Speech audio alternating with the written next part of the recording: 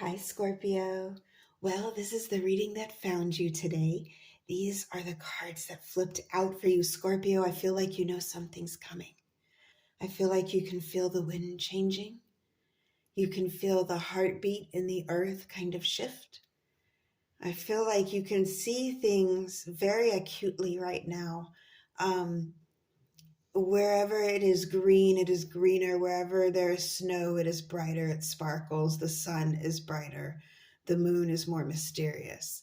I'm getting that you are able to see a path towards something, and you know to be almost silent about it for your safety and for its preservation and for its functionality. So let's get into this. So the first card that flipped out for you here was the moon. And this is represented by Princess Kayuka from Japan.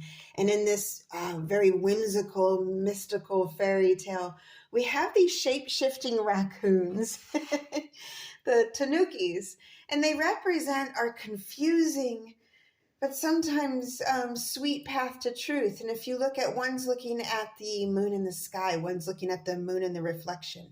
And because this is the dream world, it is unclear which one is the real one, and it also represents our will to seek the truth, our curiosity in all this, that we understand there is illusion around us. We understand that not everything is as it seems, and we are embracing it and really seeking out I feel like a lot of you are getting interested in the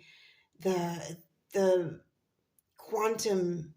I'm getting, for some of you, quantum physics of life, the meaning of life, where we came from. You're interested in connecting folklore with science because sometimes it does connect, and it gets really exciting when we discover that. But some of you are digging very, very deep into what makes humans tick, what makes them operate. With this moon, I do see a clock. And with her hair in the hands, it shows me 5:35. So for some of you, the number 5:35 it's going to resonate. I'm also getting there's this window of opportunity. And with this window of opportunity, you're embracing your creative, your creative talents. You're writing that book, you're painting that painting, you know that you have this moment and it is yours. It's the sacred moment. Now, the next card that flipped out for you is the King of Cups, and this is represented by excuse me for a moment, the boy and the dragon pearl out of China. And this folklore speaks to patience and wisdom. In this story, this boy grows up to be a mighty dragon of the sea, very loyal and protective over the ones he loves. I'm getting a very masculine water energy here. And what I do need to mention is there is a connection. This bridge, the way it sort of flows, if you look at the shapes, it flows into the tail and kind of swirls up, almost like it becomes one. The colors here are fiery and the same color as the bridge. They're connected as the night sky is connected. There's a connection between these two, the moon and the King of the Cups.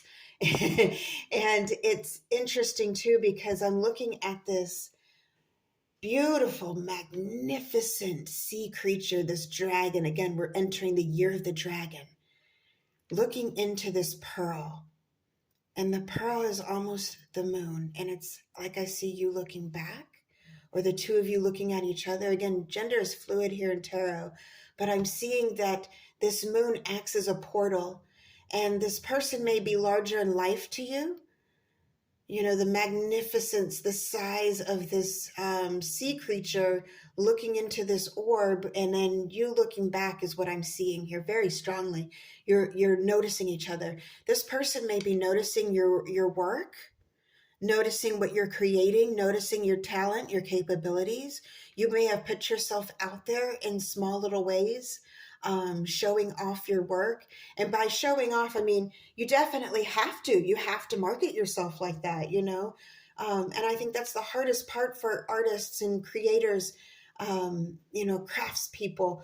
It's it's difficult to put, because we are humble, you know, a lot of us are humble, and it's difficult to put your work out there and to show yourself off because you don't want to appear, you know, conceited or pretentious. But I feel like you found a way to do it while staying kind of behind the scenes, and it's working. You're starting to notice little by little it's working. You're getting noticed by this larger than life. I'm getting, for some of you, this person is famous and they're noticing you. And that, again, speaks to the size of this person looking at this orb and you looking back, thinking they are well beyond your reach, when in reality, they are fascinated by you. I see this person fascinated by you, and they're not reaching out at this time. They're very protective of you. They're very protective of your peace, of your space. They don't want to intrude. They want to make sure when they approach you, it will be in a comfortable and welcome manner. It's a very strong energy that I'm getting here. You're tapping into something big, something creative, Scorpio. You are onto something, and I feel like you feel it. You know it. I'm getting, you know it. Now, for some of you, this is an endeavor. And for some of you, this is a romantic connection that happens. I'm getting that it happens through the endeavor. But the interesting thing that I'm seeing about this connection is that it's such a raw and organic and unbridled love that there need not be any rush to anything very intimate right away. I think the two of you love feeling this way about each other, in awe of each other. There's this mystery. Some of you, and again, with the bridge, I'm getting the bridge is a connection. You're going to be connected with this larger than life entity. And again, the King of Cups speaks to emotional stability. I feel like there will be a lot of emotional stability, and that's what you're afraid of maybe at this time in entering a larger than life scene or setting or chapter in your life. You're afraid that it will rock you to the core, that you'll come undone. No, I don't think so. I think you're crossing this bridge on your own time, and you're being allowed and welcome to do that. And this person is fascinated by you, fascinated by your movement. You are otherworldly to them. Now, the last card that flipped out for you is the Six of Wands. I mean, how can you not love this, Scorpio? Oh my God, it just gets better and better. Six of Wands, victory. And of course, this card is represented by Yenenga. It's either Yenenga or Yenenga, a Mossy legend, and she was her father's most prized fighter. But she kind of breaks away and rebels and carves her own path. She is magnificent. She is celebrated. She is revered. Her name goes down in legend. And you see all these spears kind of representing wands, of course, in this illustration, beautiful illustration. And I'm looking at multiple circumstances this person has spied on you before they talk to you. I'm really getting, for some of you, this is a very high profile person who is mad over you right now. You have no clue. You are in the dark about it. You have no clue. But you do see this window of opportunity, and it just so happens for a moment your paths cross in a destined moment, and you it changes everything. It changes everything. I look at the colors of the Six of Wands, and the colors in the sky here, this beautiful radiant color is the same color as this pearl, is the same color as this moon. Almost like the two of you are looking through this orb at each other, and through this orb inside, you can see this victory. You understand this is it. This is our moment. I feel like there's a very strong artistic recognition and love moment where it just stops time. I'm being told to tell you it stops time. And this is a very strong energy, Scorpio. I feel like you can feel this coming. Some of you are on a health plan right now you're not telling anybody about. I'm showing that some of you are starting to change or clean up your surroundings. You're cleaning your surroundings to almost like you're instinctively getting ready for this new phase in your life, this new beautiful phase. This is incredible, Scorpio. You're creating something big. You're getting noticed for it. and you see the victory in it.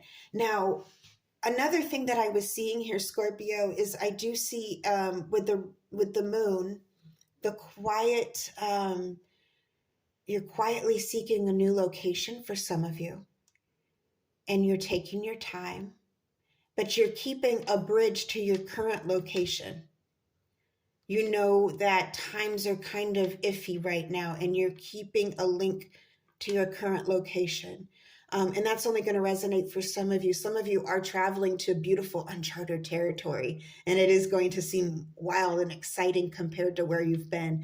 I feel like some of you have been in a place that has been either one extreme or the other, either too quiet or too loud, and you're moving to the opposite sort of environment. And I'm getting for some of you, definitely some of you are going near the water and you feel a sense of home near the water. I'm also getting that the time that you two see each other, it's 5:35, and it's either going to be in the morning or the eve. Well, obviously it's the morning or the evening. But I'm getting more towards it's morning. Is it morning or evening? I guess it would depend on where you are in the world. So this is an interesting energy that I'm getting. I don't normally get a duality here, but I'm being asked to look at the raccoons. Again, that part is, it depends on where you are in the world. Okay. That's what I was being told here. So for some of you, it's going to be I'm getting like this time frame, 5:35, either in the morning or in the evening. So it may be in a location where you are exactly 12 hours apart. This is so interesting, you guys. But yeah, this is what I'm getting. I'm also getting something you're creating. This person is going to help it be seen and be known and be celebrated, and it's going to really boost you up. I see a power couple energy, guys. I have to say it, that's not going to resonate for all of you, but beautiful things coming your way, Scorpio. I am so excited to bring you this message. I really hope this helped. Until next time, over and out.